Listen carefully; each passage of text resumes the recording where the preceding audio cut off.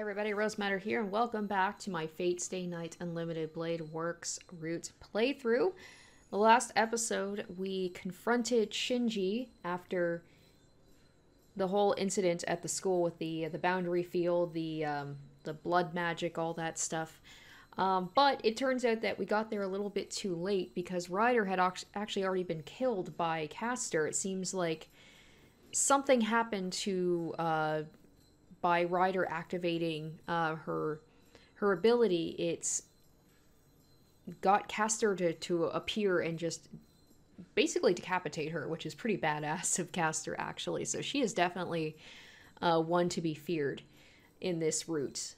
Not that she wasn't pretty badass in the last one, but this one, she is... It felt like the last route, Berserker, was really the one that we had to watch out for, whereas this one, it's definitely Caster's the one who's kind of like the thorn in our side. But while it seemed like Shinji was out of the Holy Grail War, he ended up at the church, and Kyrie offered him another servant.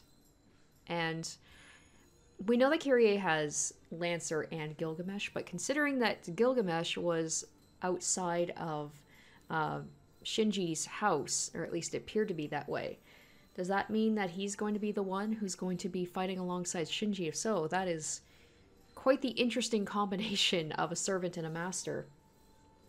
So that is where we left off. And this is the thing, is we don't know Shinji is back in the fight again. So he could just, and if he does have, I mean, Lancer is also a very good fighter as well. Either way, he could definitely get a sneak attack on us because we won't see him coming because we assume he's out of the fight. So yeah, we're gonna get back into it and we're gonna see what happens next.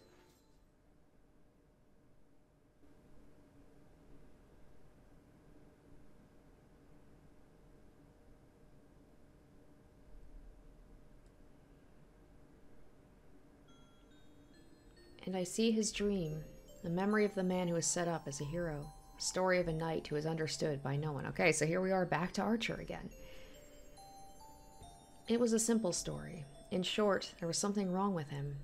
He had some power, and he had some ambition, but he used his powers at the wrong places from beginning to end, and he died. It's only natural. Power exists to grant your own wishes. Compassion does no good for others. There definitely is a connection between Archer and Shiro. Kyrie says so often, but everything's balanced because everything you do comes back to you. One gets energy because actions circle around to create more energy. But not having that means never being replenished. For example, if one lives for others and not oneself, I'm sure one would run out of power right away. If there was such a thing as disposable money, that's what it'd be like. It'd be used by strangers, and it would only disappear after it's used. It's easy to take advantage of it, and that it be used is already a given. That's why in the end, he saw many betrayals, and his life was ended by someone he saved. It just makes me mad. I want to question him. Why? He worked hard, put in great effort, even though he's an ordinary human being, and managed a miracle with his own blood, and his compensation was betrayal and death.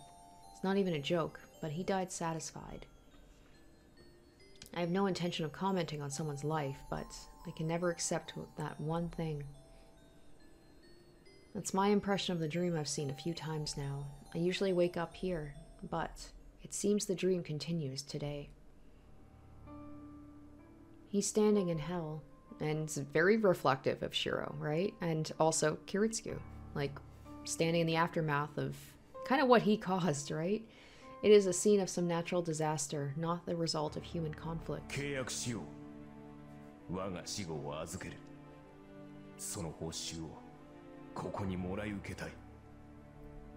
weaves the words of contract. After that, he changed as though possessed by something and saved people who could not normally be saved. Oh, so this must be how he became a heroic spirit.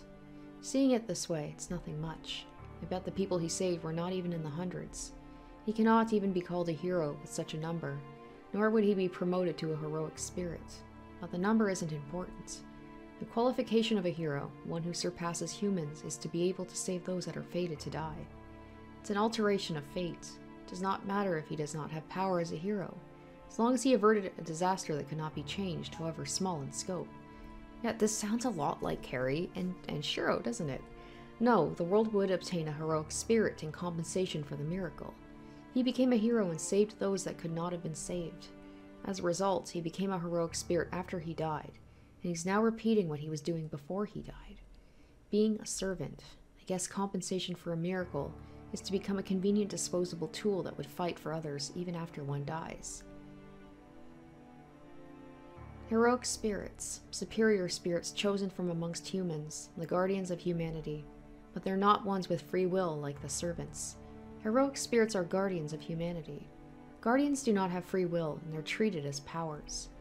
They are called forth to protect the world only when a factor appears that could destroy it. They are weapons that destroy these factors. The servant system is a summoning ritual that takes advantage of these guardians. The guardians are summoned in every age, eliminate the offending factor, and then disappear from the world. I would hate to be like that, but he must have been prepared to take on that role. No, he might have even wished for it. Okay, this is totally out there. I don't even know if this is possible. But is it possible that maybe when Kirutsugu died, did he somehow become Archer? Like a heroic spirit? I just feel like the connections between like why he argues with Shiro so much, like, and maybe he doesn't remember who he is, like the whole thing about in his past about wanting to save people, and then like his except he didn't die like right after. It said a whole thing about how he was betrayed by somebody, so probably unlikely. Like betrayed by somebody that he saved. And I don't know, it seems in the dreams, it seems to imply maybe he died soon after, like he did something, whereas like Harry just died in his sleep like years afterwards, so pretty unlikely. But I don't know, they're just talking about like somebody who, a heroic spirit, like a human in all ages, who are not quite servants, but like they're cast forth into the world to like protect it. They're not quite as I don't know. Why am I getting these vibes though? That would be wild if Carrie ended up being Archer, because we don't know who Archer is, but he seems to have a connection to Shiro. I was like, why would a servant, why would another person's servant, why would Shiro have dreams about them, right? Unless he's connected to them somehow. Even though he did not have the power to save them when he was alive, he must have believed he could avert every tragedy if he became a heroic spirit. Like, this sounds like Carrie. Or maybe somehow it's like a Shiro from another timeline who shows up in this world as a heroic spirit, because like it sounds so like them. With that in mind, he made a contract with the world to give up his body after his death, and he saved 100 people, believing that he'd be able to save tens of thousands of people afterwards. How stupid of him. It cannot be, because for a heroic spirit to be called upon, the place would already have to be a place of death. Heroic spirits are summoned only into hell.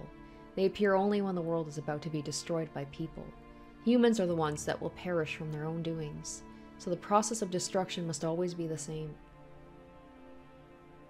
Jealousy, hatred, selfishness, desire. The man who loved people and tried to be of help to them was shown the same ugliness even after he died. He was called into such scenes and served his responsibility as a guardian. He killed. He killed and killed and killed and killed. He killed everyone that was around him when he was summoned to save humanity as a whole. I don't know how many times he repeated that, nor do I know how many times he'll have to repeat it in the future. Okay, very unlikely to be.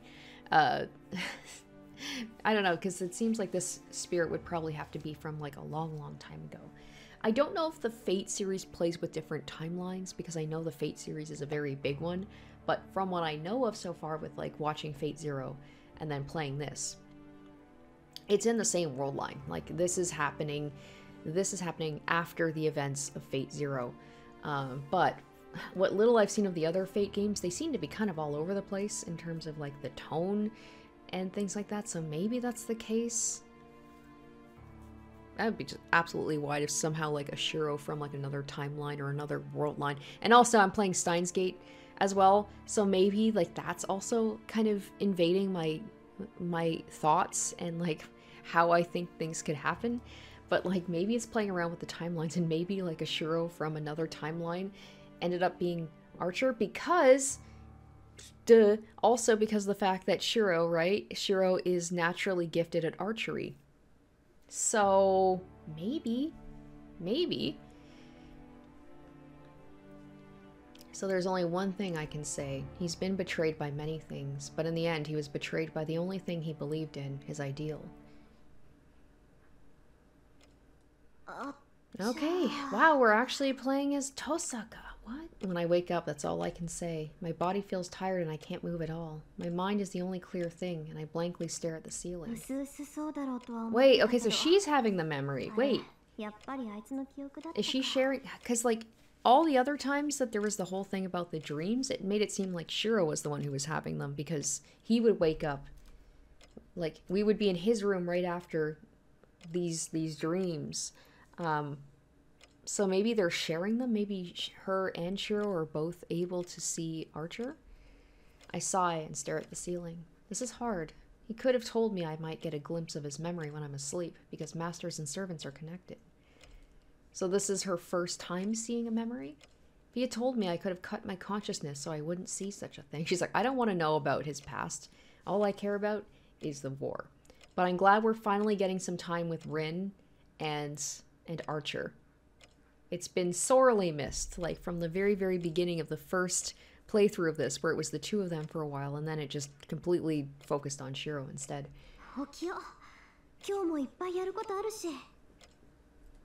I get up. My body's heavy, and my eyelids are heavier than steel. I curse how I'm not a morning person and start changing into my uniform slowly. I don't know if this is as I expected or not, but he used to be a hot-blooded man. I don't know what hero he is, but it seems he was more honest before.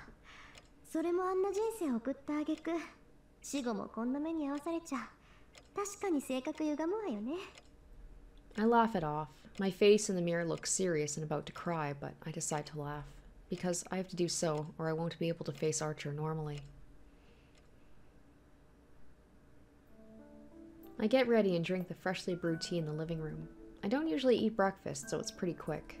I have 15 minutes until I have to get going. This cup of tea is like a ritual I perform every morning to wake up my half-asleep body.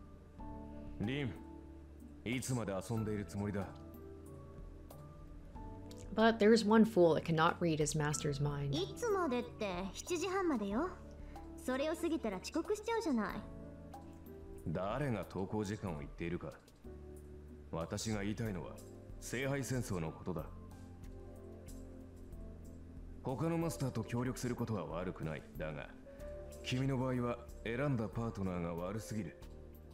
This would be hilarious if this was somehow like a version of Shiro as a heroic spirit that he's roasting himself. Not again. Archer tells me to cut my ties with Emiya Shiro every chance he gets.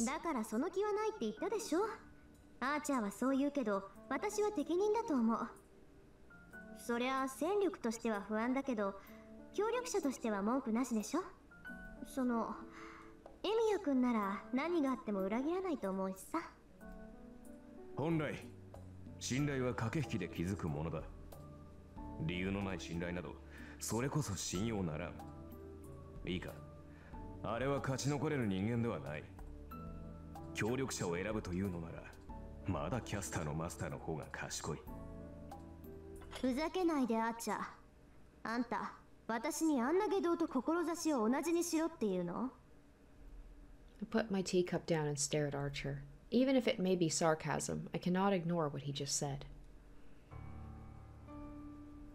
The air freezes. I'm seriously pissed, and Archer has no intention of backing down. We stare at each other for a while.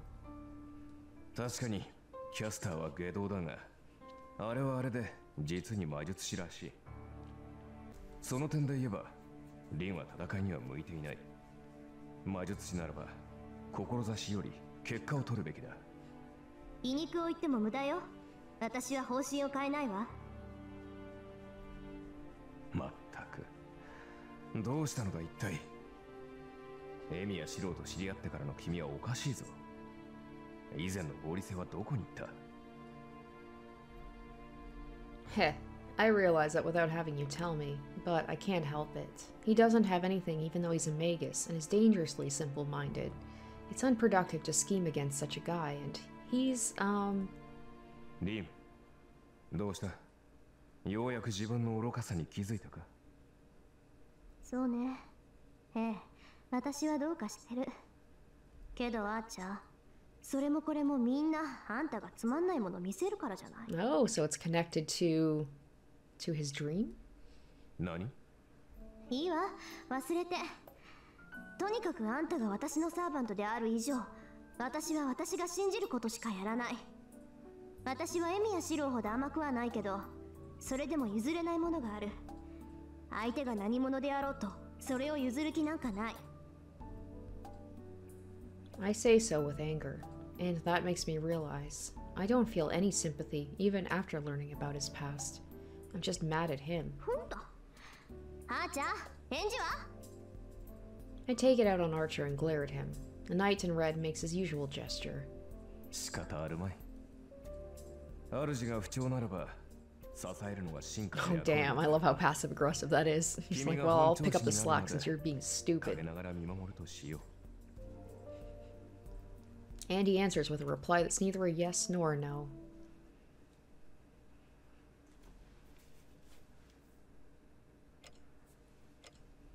I wake up. I feel heavy, like there's lead inside my head. なんだろう。ここんとこ目覚めが悪いな。 Is it because I have lots to think about or because I'm seeing strange dreams? So yeah, okay, so they are connected. So she saw a dream for the first time of Archer's, but Shiro's been seeing them for a while. Even though I usually don't see dreams, I think I've been seeing something like a dream recently. And yet he's having no dreams with Saber this time. And he's obsessed with these swords, right? Maybe he's connected to the swords because somehow, like, he knows that a version of himself has had these swords. Like, why is he so fascinated by them? I see images of swords in my dreams. In them, his short swords come up pretty often. I'm more and more convinced now that somehow, like, Archer is a version of Shiro as a heroic spirit. Or Kiritsugu, but I'm thinking Shiro. Just the fact that Shiro is a gifted archer, right? That's the thing that's kind of pushing me towards that as a possibility. I curse the person that's not here and get for my futon. It's before 6 in the morning. I can't be affected by strange dreams. I have to go make breakfast.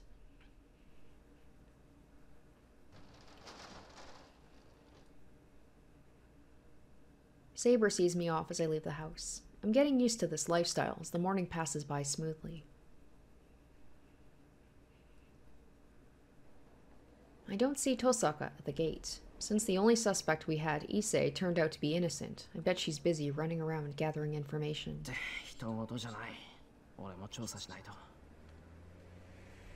But how will I do that? I guess Tosaka's investigating the people at school, so I guess I'll investigate the building. Well, life's not convenient enough to let me notice anything I haven't noticed before. I'm just imagining the awkward day after I basically forced Issei to disrobe in front of me. I searched the school using all the breaks I had in the first half of lunch break, but I wasn't able to find anything strange. Okay, good to know that there's no hard feelings or there's no awkwardness. He must be done eating already as he greets me while reading an old poetry book. Thank you. 飯食うからお茶もらうさ。あれ、急須は？ああ、こっちだ。しかしな、今日は紅茶しかないがいいか。 kelp tea. That doesn't sound very good. なら左右でいいや。俺、どうも昆布茶のドロッとした感じ、ダメだ。そうかそうか。では明日までに職員室から緑茶でももらってこよう。 Why do I have a feeling Issei's gonna die? I leave the laughing Issei to himself, pour some water into my cup, and sit down at the table. He's certainly more energetic than he has been, though. じゃ、いただきます。 I clap my hands together and open my lunchbox. At the same time, someone knocks on the door. あれ、伊勢、お客さん。ん？こんな時間にか。 Issei slowly goes to the door. There's that dude! The visitor is Kuzuki-sensei, the one in charge of the student council. I'm convinced if Issei's not the master, I'm guessing it's this guy. I see Kuzuki-sensei a lot here, but I bet it's Emiya is in the student council room a lot from his point of view. I silently eat my chicken-sprinkled lunch. There must not be anything important today as Issei and Kuzuki-sensei are just chatting. Munch, munch, munch. 先生、そろそろ時間ですか。そうか、邪魔をしたな。言わずとも承知しているだろうが、戸締まりは忘れないように。下校時間も厳守したまえ。はいはい、分かってますって。Kuzuki sensei leaves and Issei comes back in a good mood. Wow, I just saw something rare. It's really rare to see Kuzuki sensei chatting about meaningless things with a student. And with that shy Issei. Oh, they might get along since they're both stubborn, but it's still strange. Right? The fact that maybe he's telling like lock up, leave school, and also, you know, if he is Caster's master, then maybe he's got Issei under his control, or he's just like telling Issei like get out of here because something might end up happening again, and he doesn't want Issei here since he's like, you know, one of Caster's like little servants. Not even a servant, more like a puppet. いや、前から疑問に思っていたんだが、お前とクズキ仲いいのか? Oh, he's surprised. いや、答えられないならいい。ふとそう思っただけだから気にするな。ああ、違う違う。そういえばエミヤには言ってなかったな。と気がついてね。仲がいいのは当然なのだ。Oh, wait a minute. Also, didn't Issei say last time something about like there's a woman that's staying at the temple, but he's like not gonna show any interest because that would be like betraying his brother? What? Okay, hold up. Yep, I think Kuzuki is probably the master. Kuzuki sensei is like Issei's brother? ちょっと待って、それどういうことだ? だから兄貴分だって。総一郎。久月先生は3年ほど前からうちに居候しているんだ。Confirmed. He's staying at the temple. Yep, he's the master. 裏表のない誠実な心をしている。同じ屋根の下で暮らしていて、人間として尊敬できるのだ。兄として慕うのは当然だろう。久月が竜道寺に住んでいる? Yep. It feels like I got hit in the head with a hammer, but I act calm and ask Issei to continue. そういえば最近見慣れない女がいるって言ったよな。そいつのこと久月は知ってるのか? 知ってるも何も。あの女は久月先生の言い名付けだ。近々祝言をあげるから、それまで部屋を貸し与えている。A second shock. Issei, そういうの見慣れない女って言わないんじゃないのか? I try my hardest to object with a dizzy head. 見慣れない女は見慣れない女だ。久月先生の言い名付けであろうと、名前も知らない女など、それで十分だろう。Issei stops the conversation as if saying he's angry. Anyways, this is something I can't ignore, but we know better than to say anything outright because we don't want to activate Issei to kill us again. Kuzuki Soichiro is coming from the Ryodo Temple, and there's a woman that is said to be at the Ryodo Temple. I hear Kuzuki-sensei's fiancé showed up about a month ago. If that's Caster, all our answers are right there. と、そういうわけなんだが。In the classroom after school, we don't even have 10 more minutes until we have to go home, but I tell Tosaka about Kuzuki-sensei. どうだろう? 一世のこともあるし、竜道寺に住んでるからって怪しいと決めつけるのはどうかと思うんだが。久月先生か。マスターとしての気配っていうより、そもそも魔術師じゃないんだけどな、あの人は。I don't know if she's listening to me, as Tosaka's frowning to herself. 魔術師じゃない? なんだ、よかった。それじゃあとりあえず久月は除外か。No. No, I refuse. It's gotta be him. It's gotta be him. I just want to be right. This. Glad she's on my side. Well, I'm starting to get used to this, but I still can't keep up with Tosaka's thought processes. 今夜にでも仕掛けるわよ。学校に手を回して夜勤になるように仕向けるから。エミヤ君も準備しといて。ちょっと待て。いくらなんでもそれはなし。久月を夜勤にするって、それじゃ今夜にでも戦うっていうのかよ。当然でしょ。久月が明日も学校に来る保証はないもの。機会は待ったなし。夜まで学校に残らせて帰り道であいつがマスターかどうか試すのよ。念のため聞くが、マスターかどうか試すってどうやって？ She's like, why don't you just disrobe him like you did with Issei? 実力行使。エミヤ君の時と一緒。A phrase just like I did to you sounds a bit sweet. So as I thought, Tosaka is a bully inside. Maybe I fought her over the playground's peace when we were small. 俺は反対だ。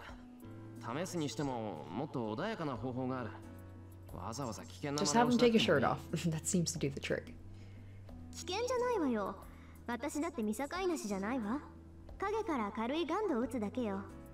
もし久月先生が一般人でも2日風邪で寝込む程度だし。いや、それも問題だろう。もし久月が本当にマスターだったらそのまま戦闘になる。こっちから手を出す以上話し合いにはならない。わからないわね。それなら余計好都合じゃないの。一体何が危ないっていうのよ、エミヤ君は。そっちこそわからないやつだな。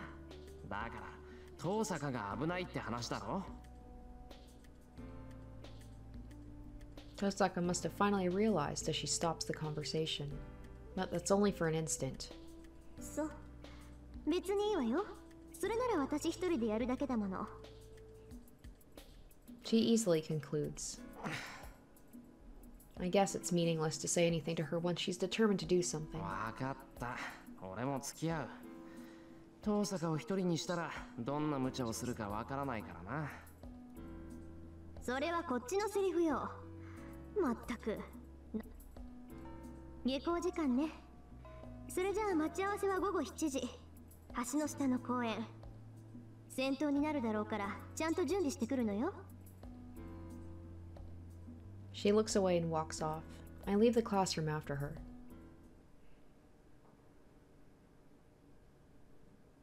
では、今夜キャスターのマスターに仕掛けると？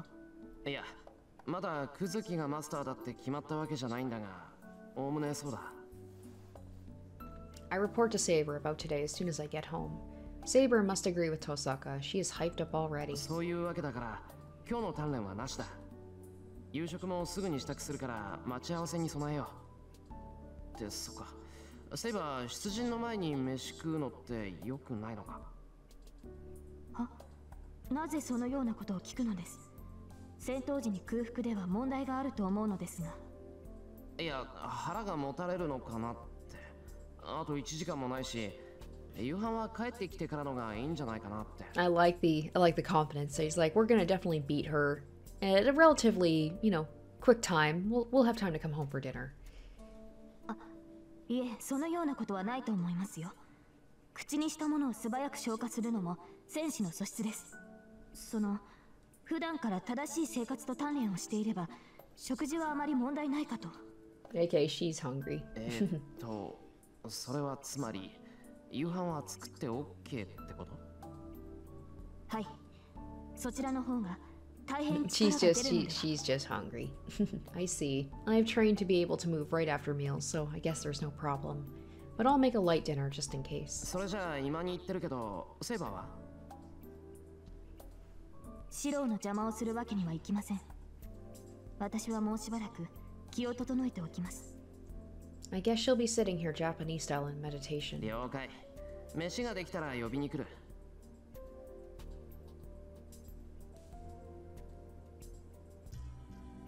I leave the dojo. It's dark outside. We're meeting at 7. That must mean that we'll be attacking Kuzuki-sensei about an hour after we meet. We'll have to fight if Kuzuki turns out to be a master. Caster is a wary servant. She'd never give us another chance at a surprise attack if she found out her master had been attacked. Then we'll have to make sure to beat him if we're going to attack. I can't let my enemy escape, nor can I run away.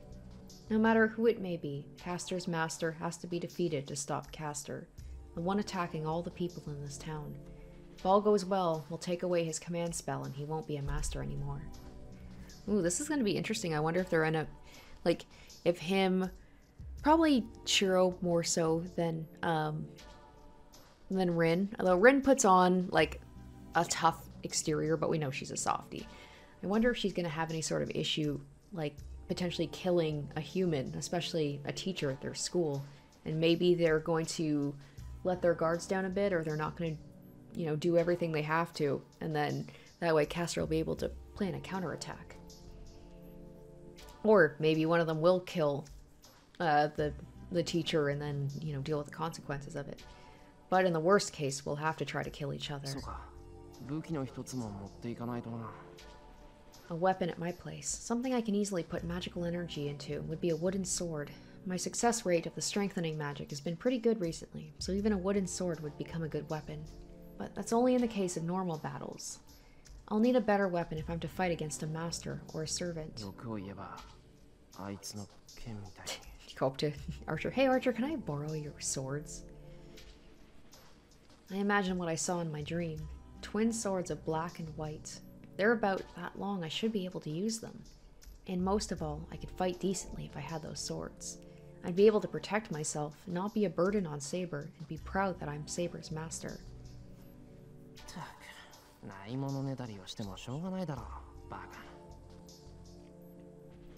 My shoulders slump as I head to the porch. But we know, granted, this was from the last one, after Rin helped him train, is he was able to create duplicates of them, but he's definitely not there yet. I bet he's going to do that at some point. Probably later he's going to duplicate those swords.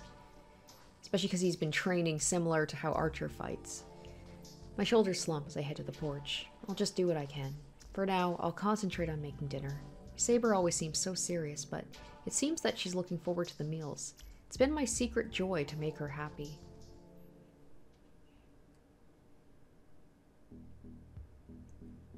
It's 7 o'clock. Tosaka comes right on time.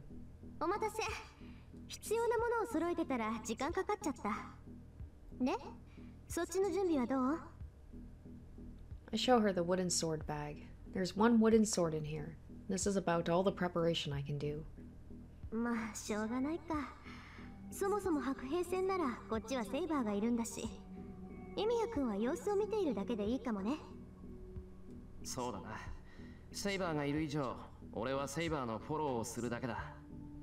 Well, I can't think of a situation where I would be helping out Saber. Then, Saber asks with a serious expression.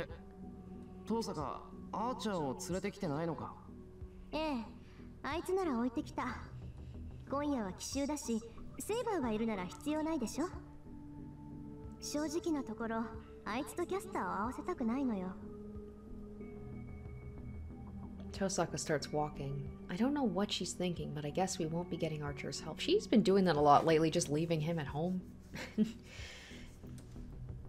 That feels a little bit unfair. I know she's probably got her jewels and she can use magic and stuff, but it does feel like she's just letting us, you know, do the heavy lifting. Time passes. One has to pass this intersection if one is to go home from the school to the Ryodo Temple. It's already been an hour since we got here. A boundary field's been created here.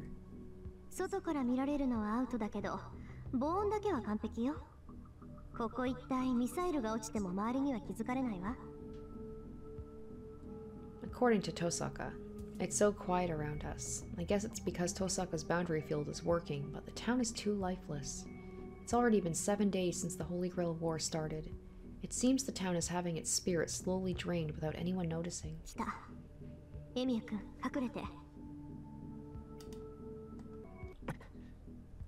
I move to the wall. I can't even hear footsteps. I see a shadow underneath the streetlight. A tall and lean figure. A familiar figure is definitely that of Kuzuki Soichiro. Kuzuki-sensei passes us with his usual ordered steps. He's too defenseless. I'm suddenly attacked by the feeling that Kuzuki-sensei might be innocent.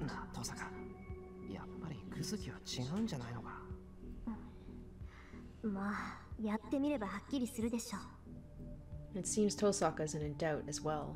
I guess she's still going with the plan as she points her index figure at Kuzuki-sensei. Gander. It is a curse to reduce the target's physical ability, considered to be the simplest magic. Tosaka's Gander shot is more like a gunshot, but I'm sure she'll go easy this time. She murmurs. I'll still make it.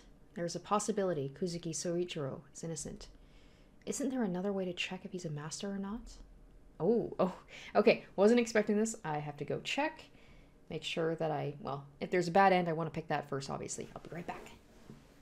Stop Tosaka. It's too dangerous. We can't do this. This method is too violent. 父さんが待った。いくらなんでも軽率すぎる。今さら遅い。ここまで来てやめられるか。Tosaka sticks out her left hand. A black shot is released with an ear-ringing sound. So it looks like in that case would have really made a difference. She must have made a sound on purpose. It's slow, and the black haze goes for Kuzuki like a pitcher's change-up. A wind of disease that will cause him to be sick in bed for 2 days. But 2 days of inaction is fatal for a master. There has to be some kind of a reaction if Kuzuki-sensei's a master. Yaba! Tosaka jumps. Kuzuki does not react at all. Tosaka's gander shot mercilessly hits Kuzuki Soichiro's head. Oh, looks like but right before that, it is nullified by a robe that suddenly appears in the sky. Well, I mean, that confirmed our suspicions. Oh. The man that was supposed to get hit by the gander shot looks at us, as if saying he knew we were here all along. I quickly take the wooden sword out of my bag and put magical energy into it. There's no time to be screwing up the strengthening magic. The robe that appears in front of Kuzuki now takes form. Female limbs appear from the bluish-purple robe. Teleportation. A complete teleportation is considered to be a sorcery even in this modern world. CASTER'S easily performed such a thing to appear in front of us. 忠告したはずですよ、宗一郎。このようなことになるから、あなたは竜道寺にとどまるべきだと。I wonder if she's going to kill him in this route too. She must think nothing of us as she calmly talks to her master, Kuzuki. そうでもない。実際に獲物は釣れた。そうね。あまり大きな魚ではなさそうだけど、大量であることは間違いないわ。Running away would be hard now. If Castor and her master are here, all we have to do is fight them, even if this is in the middle of town. But before that... 出てこないの？残念ね。顔ぐらいは見ておきたかったの。 No, she's just gonna leave us to our devices. Granted, she doesn't have Archer with her, so... But she's like, alright, you and Saber, you're up. I'm just gonna be back here. 何よあのタヌキ。こっちの素性なんてもう分かってるくせに。Tosaka grumbles from her hiding spot. Castor must hear it. 3秒あげるわ、お嬢さん。それであなたがしたことをそのまま返してあげましょう。Since she says so and points her hand in our direction. I recall what happened at the Ryoto Temple. She won't hold back. Knowing her, I bet she'd destroy this whole area along with the wall we're hiding behind. エミヤ君、合図をしたら飛んで。セイバー、準備はいい？ I sense her nodding behind me, but there's something I need to confirm before that. すまん。それは後にしてくれ、父さんが。え？ I don't wait for her reply. I go out into the intersection with my wooden sword. シロ！ Tosaka must not want to let me go alone as she comes out as well. あら、意外ね。少しは物分かりが良くなったのかしら、坊や。Castor watches us with composure. Kuzuki's standing next to her. We're about 10 meters apart. No matter how I think about it, Castor's finger would be much faster than me running into them. But I showed myself in spite of that. I have to do something before I fight. That is... 遠坂とエミヤか。マトだけではなく、お前たちまでマスターとはな。魔術師とはいえ、因果な人生だ。to check the true identity of Kuzuki Soichiro, the one Castor's protecting. どうしたエミヤ？話があるのではないのか？ He says so in his usual manner. I don't feel a presence as a magus from Kuzuki-sensei. No, I don't even feel his desire to win the Holy Grail War. Then... Kuzuki, あんた、キャスターに操られてるのか？ It's possible Kuzuki-sensei is controlled by Castor like Archer said. I can't fight against Kuzuki-sensei until I get this cleared up. Castor emits an intent to kill. That alone tells me the question is off limits for her. うるさい坊や。殺してしまおうかしら。Her words are not a threat. But 待て、その質問の出所は何だ、エミヤ。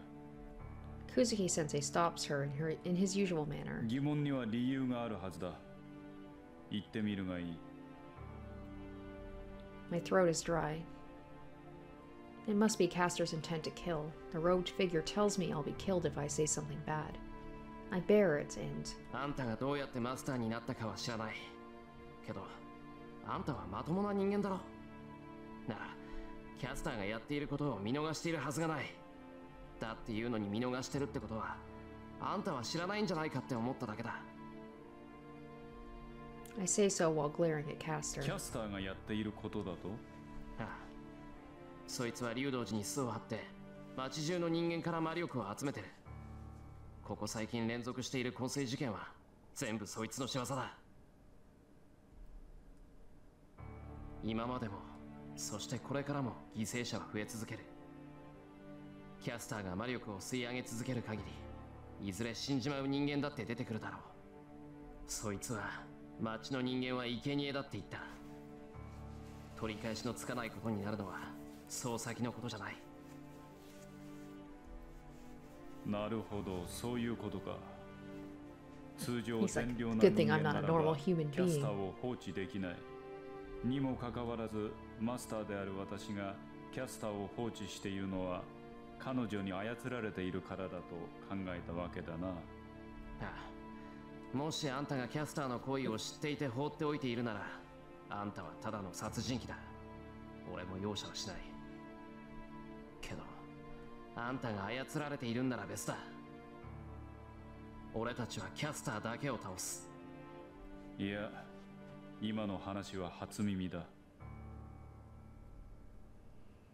He declares so firmly. I don't think it's a lie. Kuzuki Suichiro is straightforward like when he's teaching. I sigh with relief while keeping watch on Castor. Kuzuki-sensei is a victim if he's being controlled by Castor. Then all that's left is to defeat Castor. He's probably going to be something like, "Oh, it was a good idea, Castor." だがエミヤ、キャスターの行いは Yep, そう悪いもの I な figured. のか？ But still, Kuzuki Suichiro plainly says so. だって。他人が何人死のうが私には関わりのないことだ。加えてキャスターは命までは取っていない。まったく随分と半端なことをしているのだな、キャスター。 Oh wow, そ okay. こまです So る he's のなら actually even more 一息で根こそぎ奪った方が ruthless 良 than いだろ she うに。 is. He's not any different from usual. Kuzuki Suichiro gives his honest opinion. 無関係な人間を巻き込むつもりか。すべての人間は無関係だが、まあ私が何者であるかはそちらで言い当てただろう。私は魔術師などではない。Oh shit. ただのそこいらにいる朽ち果てた殺人鬼だ Well, よ。 Issei certainly, sometimes you're wrong about people. Sometimes you think that people are alright, sometimes you think that they're bad, and it turns out to be the opposite in this case. Poor Issei. Definitely, for as close as he says they are to each other, he had no idea. Kuzuki takes a step back. He watches us from behind Castor. キャスターの傀儡というのは当たっているがな。私は聖杯戦争など知らん。キャスターが殺し、お前たちが殺し合うというのなら傍観するだけだ。もっとも、私も自分の命が一番可愛い。キャスターが何を企もうと知らぬ。私はただ私を阻む者を殺すだけだ。では好きにしろキャスター。生かすも殺 I す wonder も why she お picked 前の him 自由だ。 specifically if he's not a magus. Castor is standing in front of us with an expression of victory. ああ、もうとんだタヌキ同士じゃないあいつら。 Tosaka complains, but she doesn't move. And it's funny, didn't Issei, he called her a fox? And then his big brother ends up being way worse. No, she cannot move. In terms of skills as magi, we have no chance of beating Castor. Masters are magi, so we cannot match an excellent magus like Castor. そうか。ではここで死しても構わんのだな。キャスターのマスターよ。I hear a voice from behind me, before I can turn around. The servant of the sword, Saber, charges forward. Saber! Oh jeez, is she just going right for him? Even my voice won't catch up to her. Saber is already armed and charges at Kuzuki like the wind. Caster confronts Saber with her casting. She uses 5 verses for her spell. Saber is a wind for charging 10 meters in a flash. Caster is a lightning for finishing her spell even faster. It's a raging thunder at that. She shoots off 5 bullets of light in under a second, and the bullets pierce Saber like fatal thorns.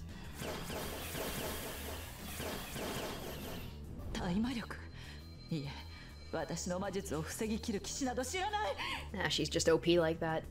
Caster screams. Even Archer had to evade Caster's spell, but Saber's nullifying it just by glaring at it. Damn, she's just that badass. Saber's not looking at Caster. Her target, the one she has to slash, is Caster's master, Kuzuki Suichiro. Saber slashes Kuzuki without hesitation. Damn, okay. That was fast. I feel like there's more to it than that. There's gonna be, like, some sort of twist. The intersection becomes silent again. Saber stops after slashing her sword. Everyone here thinks the battle is over due to the incredible speed. Yes, everyone except Kuzuki Suichiro, who's standing there calmly. Ooh, alright. So that status update is probably just going to be confirming who Caster's master is. Also, as with the last episode, take a non-alcoholic drink every time the word Caster's master appears.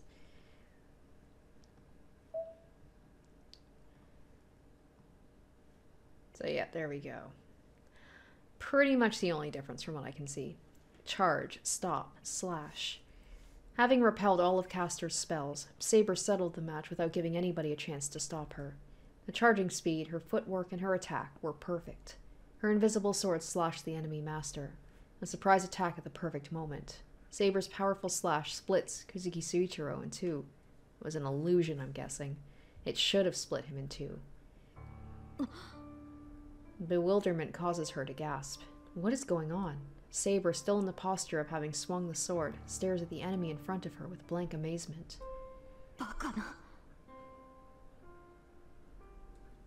Even Saber does not understand what is going on.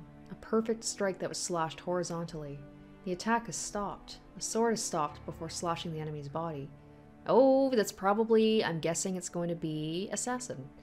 The sword is stopped before slashing the enemy's body, being caught between something. Can such a miracle occur? Her sword had been stopped by her enemy. Oh, okay, never mind. Kuzuki Suichiro. Knee and elbow. Her sword had been stopped, caught between his elbow and knee. Saber does not know, of course, that there's a technique to stop an enemy's blade with bare hands, and that there are experts today who actually use it. But still, she'd not have stood there in astonishment if this were a normal fight. But this is the battle of a serpent, and the enemy is a mere human. For him to stop an invisible sword with his bare body, he must be insane. I think we all did. His voice is deep as if coming down from the ground. Saber's body moves. She tries to pull back her sword with all her might. At that instant, an unknown impact strikes her head from the back. She does not understand at all. It's her first time fighting a man that could stop a sword barehanded. Then, could this be an attack with his bare hands? She's punched? The back of her head was hit from such close range? She evades it, still not knowing what it is. So, of course, we've got multiple magi at the school. Or at least people who are, like, in magic families. And also, apparently, a teacher who is secretly some sort of, like, I don't know, martial art expert or some sort of technique where he can stop an invisible sword. She evades it, not knowing what it is. Something goes past her temple. Saber understands it as a fist strengthened by magic, and she jumps. As she is a long weapon, she's at a disadvantage at close range against an unarmed opponent. Saber retreats to short range, the range where she can make use of her sword. What is this? What is happening? This is like a shonen anime. It's just like, oh yes, the teacher also is just like knows how to fight. Of course, she keeps facing her enemy while she does so. She's moving to get out of the range advantageous to her enemy. It's an established rule to pursue a retreating enemy. But the enemy does not pursue her. Caster's master, the man who would be defeated if he stays there, does not move, and he pierces her through her solar plexus. What is happening? She breathes out. She only feels the impact. The attack is stopped by her armor, and only the impact comes to her. The impacts continue. Well, I was thinking, I was like, why was Castor drawn to this guy if he's not, you know, a magus? But it's like, obviously there's something special about him. The things aimed accurately at her vital points are human fists. Did she even have time to gasp? By the time she realizes that his mountain-like fingers are the cause of the impact, the match has already been decided. Damn, did she just get taken down by, like, just a dude? That's embarrassing. The fists shower down on her. The man's fists are fired in rapid succession with heaviness and intensity as if they're made of iron. How should it be expressed? His arms are flexible like a whip, but they move in right angles. If his arms are shot out like a flash, his forearms that move from there are like the technique of a fierce god. The almost invisible attacks are all attacking her in her weak spots. And this is with her wearing armor, too. He allows no... Like, she can repel magic by, like, a master, you know, magi, and yet she's getting taken down by just a human with punches. He allows no counterattack. Even her arms are targeted, and the pain reaches her core even through her armor. The attacks all come from the outside to the inside.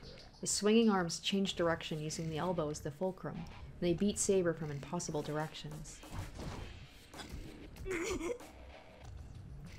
They're sharp and dull.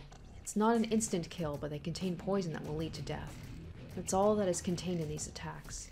Even though the fists cannot be avoided, they aren't that heavy, but the pain numbs her mind every time she receives a blow. Taking that small opening, the fist goes for the back of her head like death's scythe. She avoids it instinctively. Attacks going for her arms and body are fine, but the back of her head, would prove fatal for her. Therefore, Saber concentrates on that one attack, a monster that can stop a sword with his bare hands. Facing these strange attacks that she's experiencing for the first time, the only thing she trusts are her own instincts.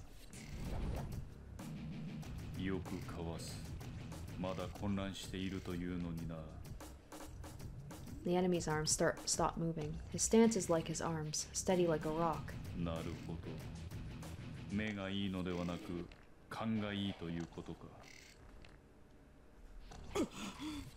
The man moves. What is different about the attack? Saber, who is avoiding all the fatal blows, could not dodge his attack. Her mind fades. The impact landing on the back of her head shakes her brain.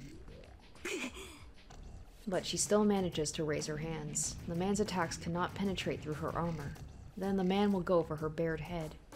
Saber raises her arms to protect her face. The impact comes through the arms. It's like a snake crawling through a thick forest. The enemy's fists easily make their way through. Her mind fades away. The body of the snake, his left elbow, smashes into her collarbone. Saber avoids it by retreating a bit and grips her sword. The course of the fist after that. She readies herself for the blow that will go for the back of her head from the left side. She cannot make light of him anymore. If the enemy is to take her consciousness, she will let him. But she will cut down his arms as compensation. She opens her eyes wide, and she's astonished at the change. With the elbow as the fulcrum, the blow comes straight down from above. The circular orbit of his attacks changed to a straight line. She instantly moves her neck to avoid the blow going for her head.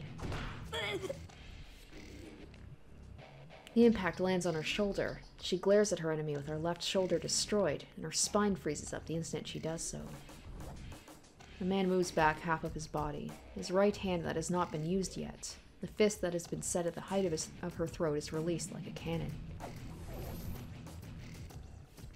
Unlike the previous attacks that followed a line, this attack is executed as a point. Thrusting fist aimed at the person in front of him. With his force and precise accuracy, he should be able to pierce through her. With his charged attack, it should be easy to pierce Saber's throat, break her bone, and smash her head to pieces. But it misses. A surprise attack is useless on her, and she has instincts bordering on precognition. A snake-like fist grazes past her neck. Seeing that, she tries to step into attack, but at that moment... Bam! An unbelievable sound comes from right beside her neck. Ooh, shit. The snake's fang pierces her. The instant it's dodged, the attack that passes her used its fingers to dig into her neck with a sound. Anchor. Ooh, anchor. The shock passes through her as a shudder. A hand is originally something used to grab, not punch. It must be supported by CASTER'S magic, as the enemy's finger easily squeezes off her neck? What? Squeezes off her neck? Saber's sword is raised. Her sword moves to cut off the enemy's arm before her neck is crushed. But she's unable to finish her attack. Before the sword is swung, her body itself is swung like a sword. She feels her body fly through the air, and overswing like a pitcher. The man holds onto Saber's neck, and he throws her with one arm. A fastball with a human as the ball. There's no way she can land safely from it. Her neck is scraped off. Oh gosh, just the... Ugh. Usually it's Shiro that's dealing with his body being broken like this. I'm not used to this happening to Saber. Just it's scraped off. And she is smashed into a concrete wall at a speed of 200 kilometers an hour. Obviously, he's being helped by Caster. I was like, a mere human would not be able to do this. Her body's forced to stop its action.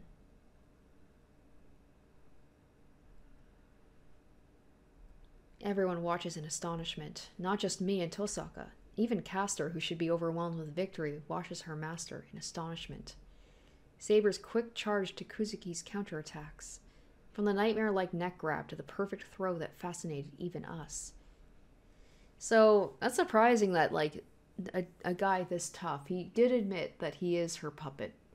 But just, like, I wonder if things are going to change from the last playthrough where Caster killed her master. If that's going to happen this time, or we're going to have to kill him. It seems like we're going to be the ones to kill him. Hopefully.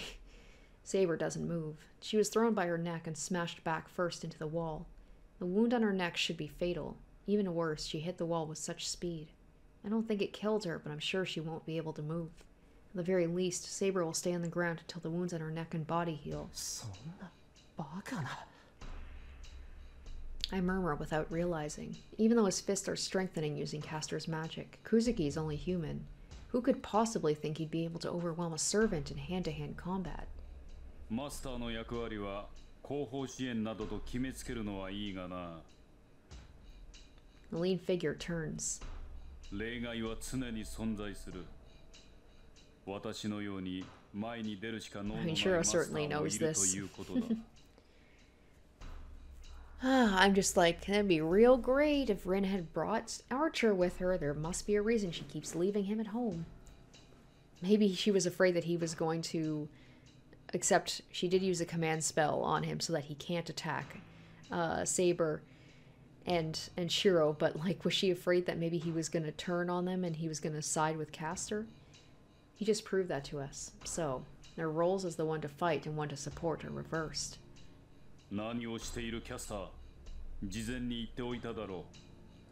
後方支援をするのなら敵の飛び道具は始末しておけと。 The enemy, Kuzuki, stares at Tosaka. A threat to him would not be Saber, but Tosaka, who's able to attack from a distance. That's why he won't attack us. He fully knows letting a Magus fight a Magus would be the most sure way to a kill. どうしたキャスター、好きにしていい。 Yeah. Seems like he's bossing her around, not the other way around. Like, I know that's how a master and servant relationship is supposed to be, but from everything that's been, you know, hinted at so far, it seems like Caster is the one in control. いえ、セイバーには私が手を下します。宗一郎、あなたは残ったマスターを。Kuzuki silently nods and walks toward us. Castor faces Saber behind him. ちょっとセイバーは面食らってやられたけど、あいつのネタは分かってる。要は近づかれる前に倒せばいいんでしょ。 Tosaka slowly retreats while glaring at Kuzuki. A battle between a magus and a fighter is a fight for distance. Even though Kuzuki has a monstrous fighting technique, he has no magic resistance. Therefore, we can win if we cast something. We win if we manage to cast a spell before he reaches us. Kuzuki faces Tosaka and does not move. Caster is walking toward the wall where Saber is smashed. That action is a mistake. That's an opening I can take advantage of, so now... Well, I know this even before looking at the walkthrough. Anything that is an option to help Rin, that's what I'm going to take for. But I will get a bad end if I go help Saber. And you know I want those bad ends, so that's what I'm going to do. I'll protect Saber. Even though she might not be able to defeat him, Tosaka should have the advantage if she concentrates on running away. There's about 5 meters between us. If Kuzuki takes another step, Tosaka should react instantly to avoid Kuzuki's attack. But Saber's different. Her neck is half cut off and she was smashed back first into a wall. Saber is in a terrible situation right now. Even if she may be invincible against Magi, Castor could easily defeat her in that state. I ready my wooden sword and charge at Kuzuki. My objective is to reach Saber, who's about to be attacked by Castor. I'm guessing I'm just going to get smacked by Kuzuki as I run by and just killed. I swing my wooden sword at Kuzuki as I pass him. I'm sure he'll avoid it, but Tosaka should take advantage of the opening I create. I swing my sword. It doesn't even do anything. The wooden sword is easily destroyed. He blows off my left foot with a returning blow, and he rushes in at Tosaka in an instant. Time stops. Tosaka's astonished, but she instantly points her hand at Kuzuki. But the right hand that almost pierced Saber's neck is thrust at her chest. Tosaka's breath is stopped at the impact. Then, a hammer-like fist strikes her head mercilessly. I appreciate the fact whenever there's a bad end, you get it pretty much instantly. As soon as you make a decision, you almost know immediately that you fucked up. I take in my fate, seeing her miserable figure. Tosaka's head isn't there. Anything above her neck doesn't exist anymore. キャスター同様、判断を誤ったな、エミヤ。I can't raise my head. I can't look at Kuzuki. I'm just like a student who's unable to answer his question in a classroom. I stand on one foot like a scarecrow. 人を殺したのはこれで2人目だが。A footstep. A killer called Kuzuki Soichiro slowly makes his way towards me. やはり何の考えも浮かばないな。 Smack. With a ridiculous sound, he pierces straight through my chest.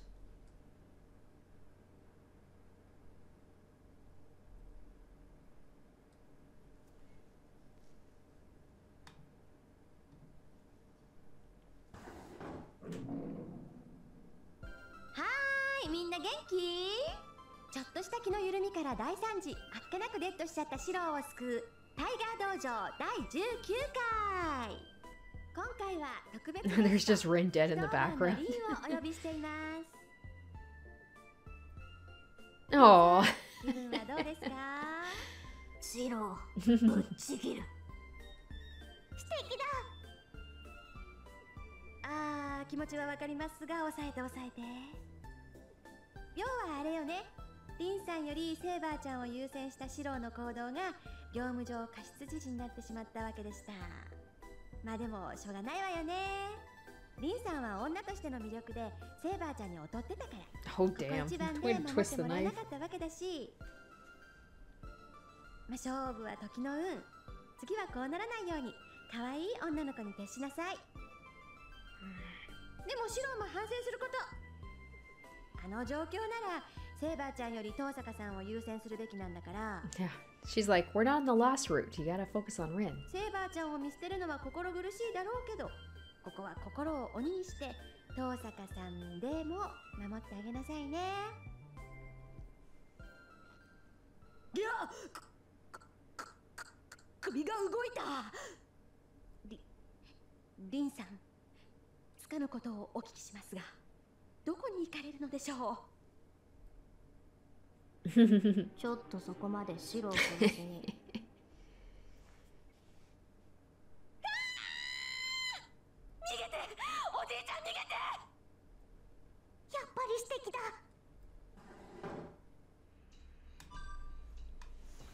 I'll protect Tosaka. Saber isn't dead yet. Even though Kuzuki was an unexpected monster, Saber hasn't lost yet. Besides, Caster shouldn't be able to finish Saber off. I put strength into my grip. I glare at Kuzuki so as not to miss even his blinking. The instant he faces Tosaka, I slide myself in between them. Knowing Tosaka, I bet she'll jump instantly to the side to shoot Kuzuki. There's no time to do so. It happens in an instant. The instant I think Kuzuki's body wavered, he's in front of Tosaka. She's astonished, but she instantly points her hand at Kuzuki. With the right hand that almost pierced Saber's neck. Wait, this is going exactly the same way. Obviously it's going to be fine, but strikes Tosaka right in the chest. Time stops for Tosaka. She's hit right in the center of her body and has her breath stopped. That's it. She cannot breathe, she cannot cast her spell, and as most of her ability as a magus cut off. She managed to instantly jump back, so the attack only stopped her breath. But the next attack, even though she jumped back, it's only about a meter or so. Such a distance, it's not even considered a retreat against Kuzuki. I move in between them. Using my wooden sword as a shield, I face Kuzuki, who's about to attack Tosaka. He thrusts his fist. I can't see it? How did Saber avoid such a... I desperately protect my left side. I hear a heavy sound, and the sound of my wooden sword breaking. I see Kuzuki getting ready for his next attack. I'll die. I feel it instinctively. My strengthened wooden sword was like metal. If he can destroy it in one blow, he could destroy any part of my body. I can't stop him. Tosaka's coughing painfully behind me. I can't see his attacks. My only weapon was destroyed. His fist accurately goes for my temple. Amiyashiro will die from the hammer-like attack. Having my head smashed off, I'd probably splatter a rain of blood and brains. I'll die if I don't stop it. A weapon. I can't match him. I'll need a strong weapon to make up for the vast difference in our powers. It closes in on my brain. I imagine myself dying. If that happens, I'll die if I can't stop it.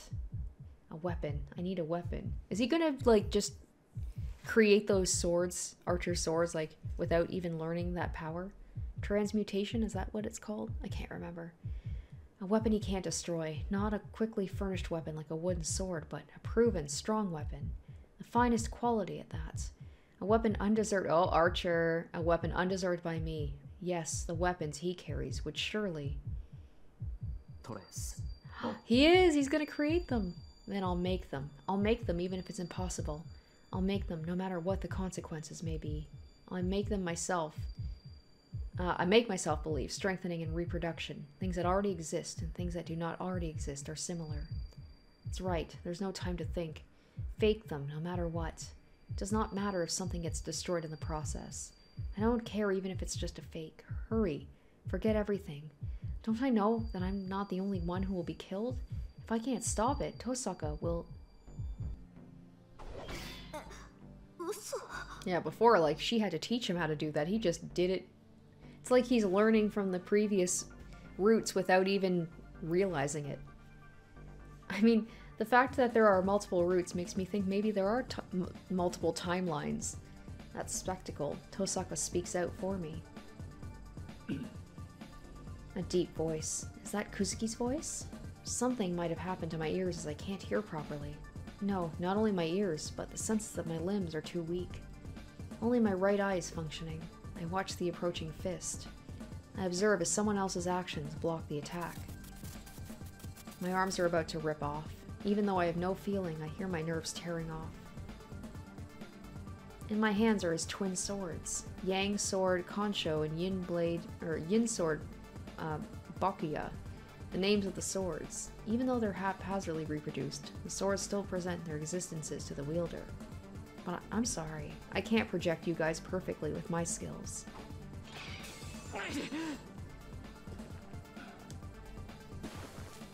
We spring apart. The twin swords that parried 30 attacks break as if saying they cannot take any more. It's not because they lost against Kuzuki's fists. The swords disappeared because I couldn't maintain their image. The twin swords must have been unexpected, as Kuzuki shows hesitation for the first time. Then, a strong wind is created in the intersection. Saber! Oh, she gonna be using, Excalibur? I look toward the wall. Saber must have healed as she's standing up. Caster's backing away from her. That's why it was a mistake. Even though she was defeated, Saber still has her powers, so there's no way Saber, who has powerful magic resistance, could be cornered by Caster. It's Kuzuki's role to finish Saber off. But Caster made a mistake. She must have been planning something, but that extra thinking caused her to lose out on her perfect chance. Kuzuki retreats. He stands as if to protect Caster, and... God damn it! They just keep running away. Just scurrying away like rats. They're going to be the ones that are going to stick around for a while. We're just going to keep running into them, and then it's probably going to be right towards the end where we're finally going to get them to, get to take them down. He makes a precise decision. Master. いいえ、セイバーは手負いです。あなたなら先ほどのように。二度通じる相手ではない。侮ったのは私の方だったな。あと一芸手を凝らすべきだった。Kuzuki's right. Saber was cornered because Kuzuki's techniques were too odd, but that's only up to now. I can't cope with it no matter how many times I receive them, but Saber is already used to the attacks. The main point of a tactic is not to have a concrete shape. Even though they're strong, Kuzuki's attacks are too odd, so they're easily seen through. Therefore, they must be fatal on the first strike. That's the difference between a technique that's trained to an art, and an action that is trained to the utmost limits. わかりましたわ、宗一郎。ええ、サーバントである以上、マスターの命令には従わないといけませんものね。Who is that directed at? Caster's robe flutters as she finishes.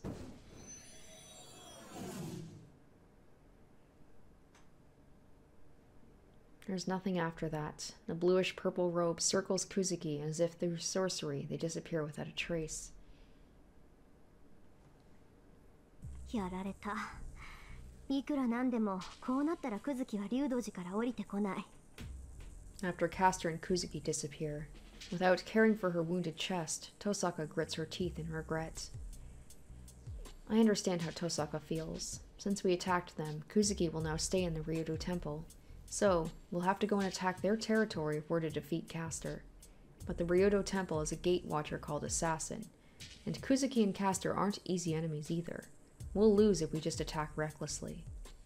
Yeah, Assassin is like he's like the mid-boss, and then Caster's like the final boss. Well, technically, Kyrie and Gilgamesh are the final bosses, but at least in this case. But we have to go to the Ryudo Temple if we want to defeat Caster. リン、忠告しますが、あの寺はサーバントにとって鬼門です。アーチャーを動員したところで、力押しでは勝機は薄い。私だってあの山がどれぐらい変化ぐらい分かってる。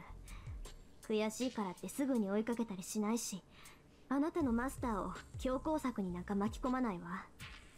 ではキャスターを撃つのは諦めると。冗談。やられっぱなしは性に合わないし、何よりキャスターは放っておけない。そのあたり、あなたのマスターも同意見だと思うけど。She asked me by looking at me. Saber must have followed Tosaka's example, since she looks as if she is asking me whether this is the case. 当たり前だ。いつまでもあの二人を放ってはおけない。キャスターは魔力集めをやめないだろうし、マスターであるクズキも止めないと言った。なら、二人を倒すだけだ。竜道寺にはアサシンもいるようだけど、キャスターのマスターであるクズキを倒せばことは済む。そうね。クズキ先生がおとなしくレイジを消させてくれるとは思えないけど、とにかく取り押さえればなんとかなる。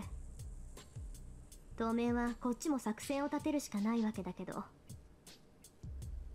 Then, I don't know why, but Tosaka suddenly それよりエミヤ君、さっきのは何？あなたの魔術って強化だけじゃなかったの？ She asked me with a serious expression. It would be cool if, like, you know, depending, because I assume that you do them in a certain order. I don't actually know, because I was intentionally making sure that I did the fate route first and then doing this route second.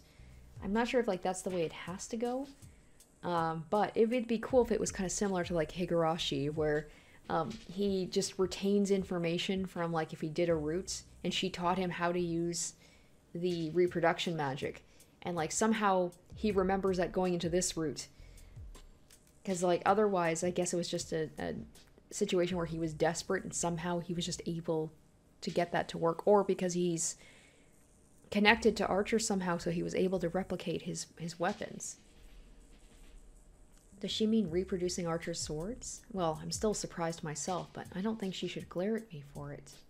黙ってないで答えなさいよ。前に言ったわよね。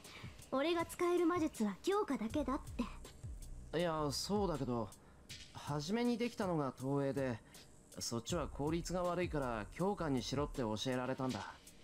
あれ、こんなの言わなかったか？言ってない。頭にくるぐらい聞いてない。She glares at me. I don't know why, but Tosaka's really pissed. じゃあ聞くけど、あなた、投影魔術は今回が初めてじゃないのね。ああ、そうなるかな。強化の鍛錬に失敗した時、仕切り直すためによくやってた。でも、さっきみたいに役に立つものを投影できるわけじゃない。なんていうか、外見は似せられるけど、中身は空っぽだったんだ。中身は空っぽ？何？外観だけしか複製しないってこと？いや、ちゃんと中身も考えてはいるんだけど、うまくいかなかった。だから自分でも驚いてる。イメージしたものは本物には及ばないんだけど、さっきのは真に迫ってたからな。じゃあエミヤ君、あなたは強化より先に投影を習得したってこと？習得っていうよりそれしかできなかったんだって。親父はそれじゃ何の役にも立たないから目先を変えて強化にしろって。This was brought up before, right? Like, this isn't the first time I'm learning that he knew projection magic first, and then Rin just like taught him how to harness that energy. So I guess that throws my idea out the window about the fact that like somehow he remembers things from a previous route and he's using that ability or like that knowledge. But it's like, no, he knew how to do projection, but just not well. そうね。私でもきっとそうさせたわ。でもおかしな話よね。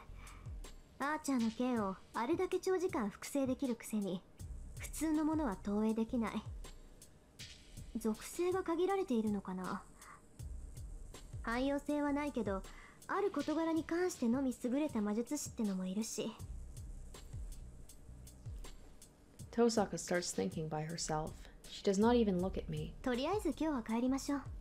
セイバーも自己回復に魔力を使ったようだし、休ませてあげないと。And she goes home like that.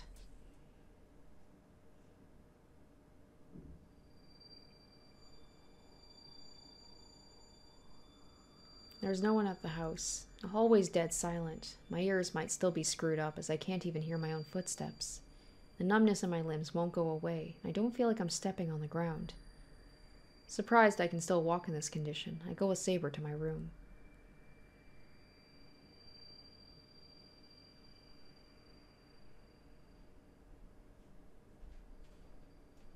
Today's鍛錬はなしにしよう。セイバーも疲れてるだろ。あんなひどい傷を負ったんだしさ。I talk to Saber once we get to my room. いいえ、私の方は問題ありません。回復のために魔力を消費しましたが、まだ十分に補えるレベルです。Oh, it's just like the sound is like the ringing in his ears. それよりシロ、あなたの方こそ体に異常はないのですか？いや、別に大丈夫だぞ。まだ手足が重いけど、筋肉痛みたいなものだし、明日になれば楽になってるさ。わかりました。ですが、もし体が痛むようでしたら、声をかけてください。セイバーこそ何かあったら起こしてくれ。夜分に腹が減ったんなら夜食でも何でも作る。I can't provide magical energy for her, so all I can do is make food to cheer her up. シロ、くれぐれも無理はしないように。Saber goes to the next room. そうだな。おとなしく寝るか。I set my futon down and lay on it. My limbs are a bit numb. It might be the effect of magic I'm not used to doing, as I feel like I'll pass out if I let my guard down. 本当に。I guess I'm tired. The ringing in my ears annoys me, but I think I could still get a good night's sleep.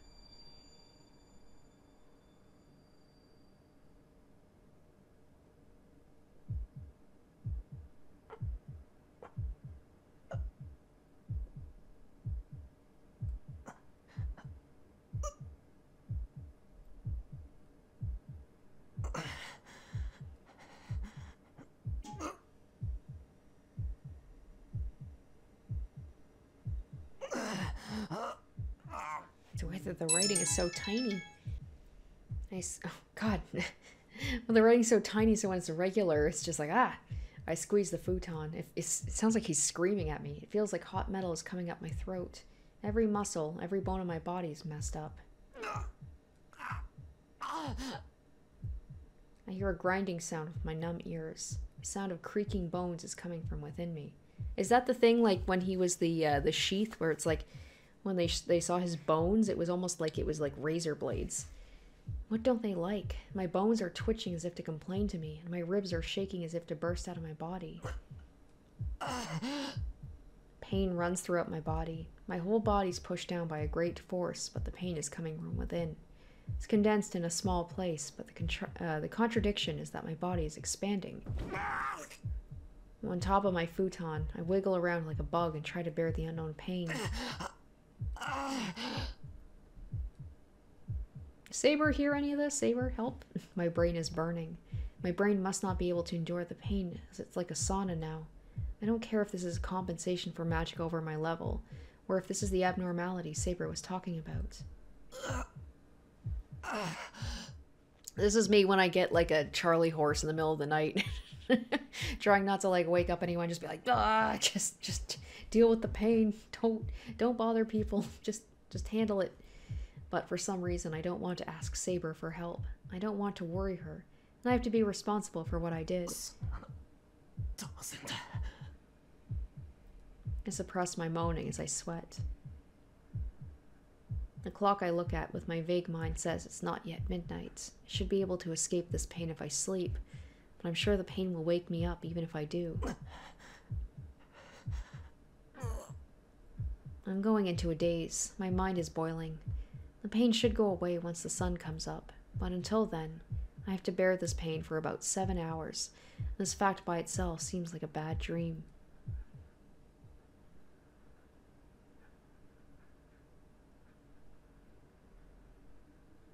Whoa, the place is not too pleasant for him. Frustration and delusion, envy and jealousy. This place, permeated with emotions, is like a cursed room. Should have been his, but this room was never used for him. This is all his delusion. A stranger's child spent a few years here and threatened the Mato blood for a long time. It's the only past he knows. His father never said anything, but his grandfather told him a bit of what happened here. His father did not choose him and decided to kill off the Mato blood, but his grandfather wished for the revival of the Mato family. That's why he has no feeling toward his father. His father taught him existence and failure. His grandfather taught him superiority and privilege. Thinking about what his mother gave him, Shinji laughs. First of all, women are not needed at the Mato household. Also, I can't believe, I don't think I've mentioned this, but like, I'm pretty sure I remember in Fate Zero, wasn't it Sakura? Like, wasn't she in... She was in the room that looked like this with all those bugs? And then there was the guy who was in love with... Oh gosh, it's been a while since I've watched it, but like, he was in love with Sakura's mother? I think. And then he stepped in. He said that he was going to take over to save Sakura. He was the one who got Berserker in Fate Zero, and then he ended up dying. So he saved Sakura. Yeah, there was that whole stuff. I'm pretty sure that's what happened. Like, I remember a girl that looked like Sakura, and the whole thing with the Mato family, with the grandfather, who said that, oh, it's like, okay, well, then you can take over for her, then you can suffer. And that's why he had, like, all those bugs in his body and stuff. He heard that his mother was some carrier, but she must have been useless after giving birth. He can bet on that he'll never find what used to be his mother in this room. But he has no intention of searching for such a thing. First of all, he does not want to see that which gave birth to his unskillful body. And if I remember correctly, the guy who was in love with the mother ended up strangling her, I think. It's all starting to come back to me. I think that's what happened. But yeah, as soon as I saw this room, I'm like, this looks like the room that the grandfather had, who I'm pretty sure was Sakura in here. The basement is filled with decay. Strange worms are, wriggling deeper in. Yep, it's coming back to me. It's coming back to me. Wriggling around deep within the dark. There should not be any more nutrition to suck out of here, but the worms are still living here in this underground training area. No, from the beginning this place has not been used to raise people, but to raise bugs. What can be seen inside the dark are swarms of bugs with black wings. Even the shadows on the walls must be black bugs. In it all, a golden man unsuited to this lower pit is there. What is happening? So Shinji is here? And Archer's here? The golden man Archer does not look at his master and just stares into the darkness. Oh shit! Oh, that's right, yeah, because Kiri said, like, I have another servant I can give you. I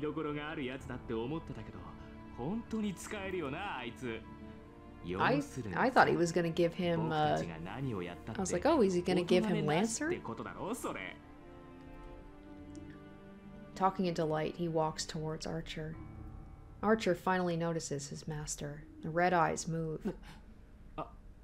いや、別に文句を言いに来たわけじゃない。君がどこで何をしていようと構わないさ。サーバントの自由意志ぐらい尊重するよ。僕は他の連中と違って猟犬が広いからね。Shinji's pressured by the red eyes, but he still approaches Archer.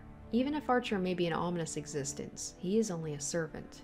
Therefore, he maintains his arrogance against Archer. I feel like Archer's gonna kill Shinji. It's gonna be a situation where it's just like in the last one where Berserker just kind of killed him unceremoniously. He might just, like, Archer's gonna be like, you are pissing me off. He shows leniency, but he still displays that he is the stronger one. そうか。琴峰は随分とお前を買っているようだな。ああ、何でもじいさんには借りがあるんだって。得体の知れない三流埋寿司が残るより、僕のように歴史のある血筋が勝利すべきとか言ってたな。そんなの当然じゃないか。何を今更って気はするけど、まあ人を見る目だけはあるよ。一応世話になったしさ。聖杯を手に入れたら例の一つでもやろうかって思案中。 Joyful laughter echoes through the room. それじゃあ始めようか、アーチャー。もう人目を気にする必要もないんだ。手っ取り早く殺しまくってさ、じゃんじゃん魂を食べて強くなってよ。そうしたら次はあいつらだ。目障りなセイバーを潰してエミヤにお礼参りをしないとね。He pats Archer on the shoulder. Archer's like, don't fucking touch me.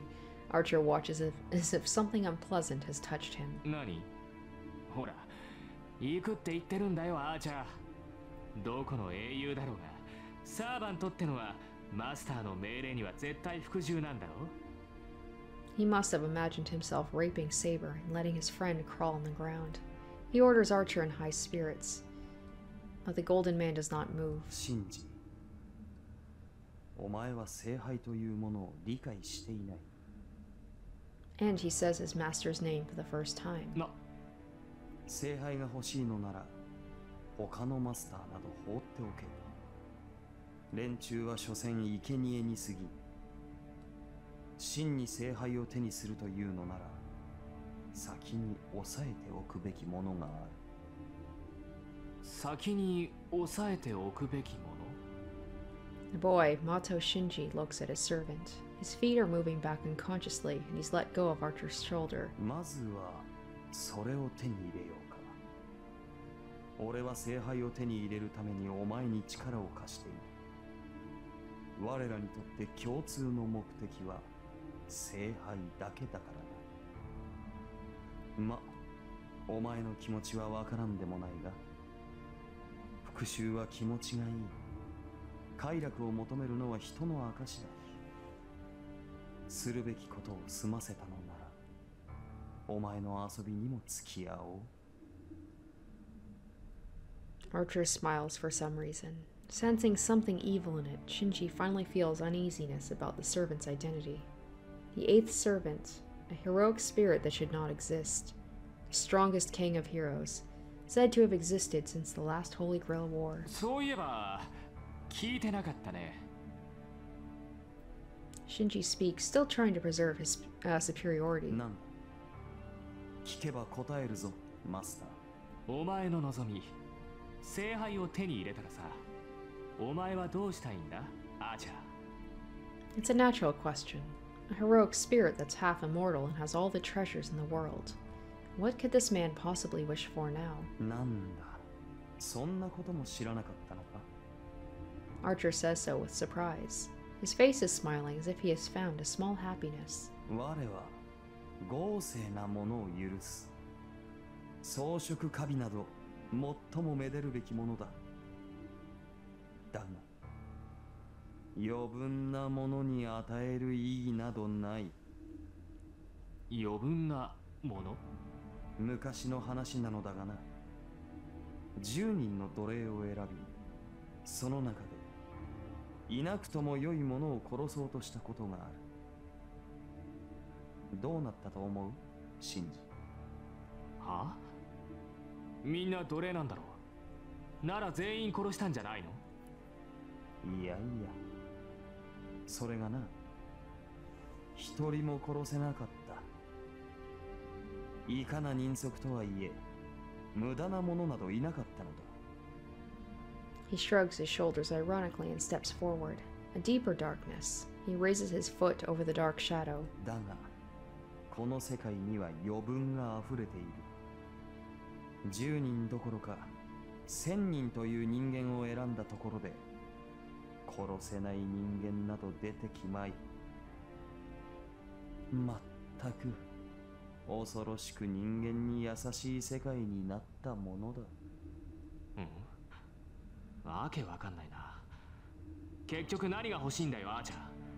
お前だって欲しいものがあるから聖杯を手に入れようって言うんだろ。なら Archer does not answer. The golden man does not even turn to his master, and 簡単な話だ。多いということは、それだけで気色が悪い。lowers his raised foot into the darkness. A smashing sound. On the ground are numerous smashed bugs, with more swarming around.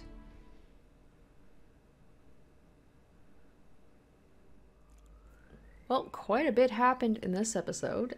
So learning the identity of CASTER'S master, and learning that he is just as twisted as Caster is, if not potentially more, and that he also is just have almost like superhuman abilities. He's an amazing fighter, so he can defend himself, and now they have kind of retreated and are going to be basically locking themselves away, so we have to go on the offensive, head over there and try and stop them. And I completely forgot about the whole thing with like Shinji getting another servant, and surprised that he's actually getting, I guess it's because Archer can't technically exist in this Holy Grail War, so there's a reason. Kirei is giving Shinji, you know, the strongest one for a reason. There's a reason behind why he gets it. It's just, I feel like Shinji's arrogance is going to be his downfall. He's just being used as a puppet, essentially, by Kirei and by Gilgamesh. For what purpose, I'm not too sure. But, yeah, so we are just zipping along. Like, we're already heading into the 10th day, which is pretty crazy. And so it'll be interesting to see, like, the counterattack at Ryoto Temple. Also, like, barely any Illispiel and Berserker. they showed up at the beginning and then they've just kind of like pissed off since then. Lancer hasn't shown back up at all. Yeah, it's pretty crazy how different this is from the last route, but I really like that they're not just doing like minor changes, like everything has changed. So yeah, we are going to see what's going to happen from here. I'm really excited to see like how they're going to take on Assassin and Caster, and how Shinji and Gilgamesh are going to play into this, because with Shinji wanting his revenge, Gilgamesh wants Saber as his treasure, all that good stuff. Thank you guys so much for watching. I hope you enjoyed, and stay tuned next time for part 34. Until then, bye. Special shoutouts to my top tier patrons: Emily Hornsby, Zoran Ether, M. Dere, Revealing Storm, Asborn Kennedy, Icognito, Harry Gazif, and Jared Fan.